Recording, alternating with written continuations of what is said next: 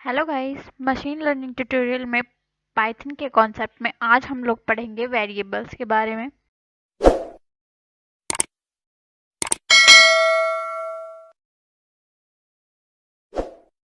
Last time हम लोगों ने देखा था कि वेरिएबल्स को इसमें डिक्लेयर कैसे करते हैं।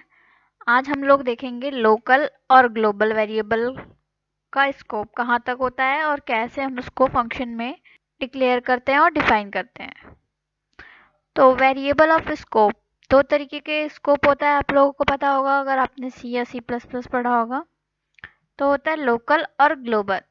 जो हमारा लोकल स्कोप होता है वो सिर्फ एक फंक्शन, जैसे कि हमने कोई फंक्शन बनाया, ठीक है, यहाँ से कोई फंक्शन बनाया और उसमें कोई वेरिएबल दिया तो उसका स्कोप सिर्फ इस फंक्शन तक होगा, यहाँ तक। लेकिन अगर हम कोई भी ग्लोबल वेरिएबल का यूज़ करते हैं तो वो हमारा सबसे ऊपर डिफाइन होता है, यहाँ पर फंक्शन के ऊपर, और फिर वो प्रोग्राम में कहीं भी यूज़ हो सकता है। यहाँ भी कोई फंक्शन हो सकता है, यहाँ भी, तो वो किसी भी फंक्शन में हमारा वो वेरिएबल यूज़ हो सकता है।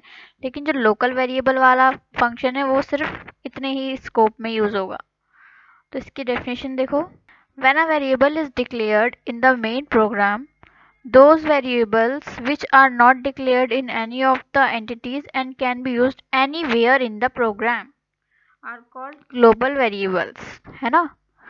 जो मैं कह रही हूँ, ग्लोबल वेरिएबल्स कौन से होते हैं, हम प्रोग्राम में कहीं भी उसको यूज़ कर सकते हैं, उसको कहते हैं ग्लोबल वेरिएबल। लेकिन लोकल वेरिएबल का एक स्कोप होता है कि इस फंक्शन में डिक्लेयर हुआ है तो वो सिर्फ इसी फंक्शन में यूज़ होगा।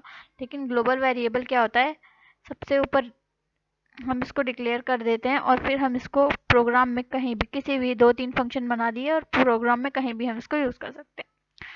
Local variable, when a variable is declared in an entity and its scope remains within it, are called local variables। ठीक है, वही बात इसमें कही गई है कि इसका स्कोप सिर्फ जहाँ पे डिक्लेयर हुआ रहता है उसी एंटिटी में होता है। एंटिटी हमारी फंक्शन भी हो सकती है या कोई क्लास बनाई है उसमें भी हो सकता है। ठीक है, नेक्स्ट आ जाओ, अब हम इसका एग्जाम्पल देखते हैं ग्लोबल वेरिएबल और लोकल वेरिएबल का।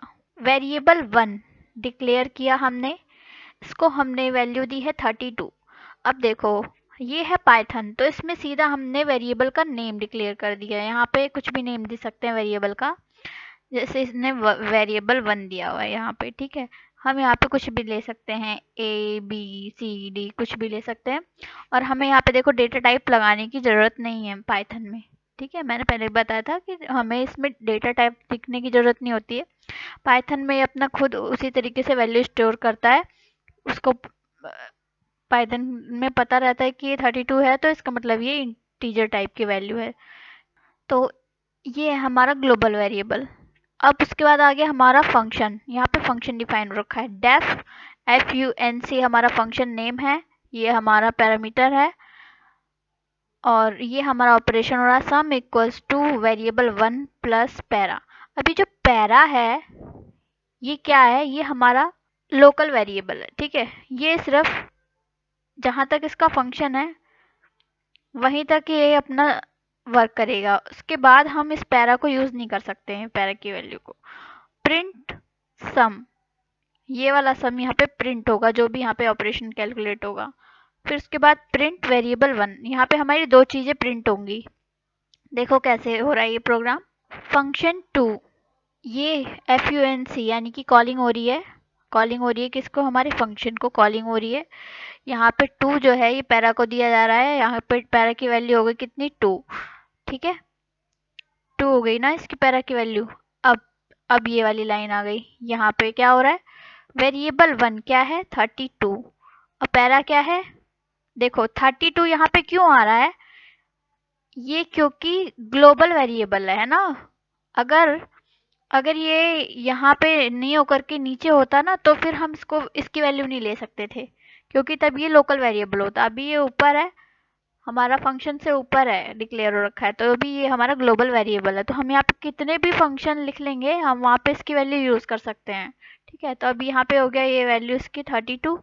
और फिर ये पैरा, पैरा की वैल्यू कितनी है, यहाँ पे जो ये 2 गया है ना, यहाँ पे पास हो गया, पैरा की वैल्यू हो गई 2। तो 32 प्लस 2 कितना हो गया, 34, तो सम की वैल्यू कितनी आ गई 34। और प्रिंट वेरिएबल वन क्या है हमारा 32, तो इसलिए इसकी वैल्यू 32।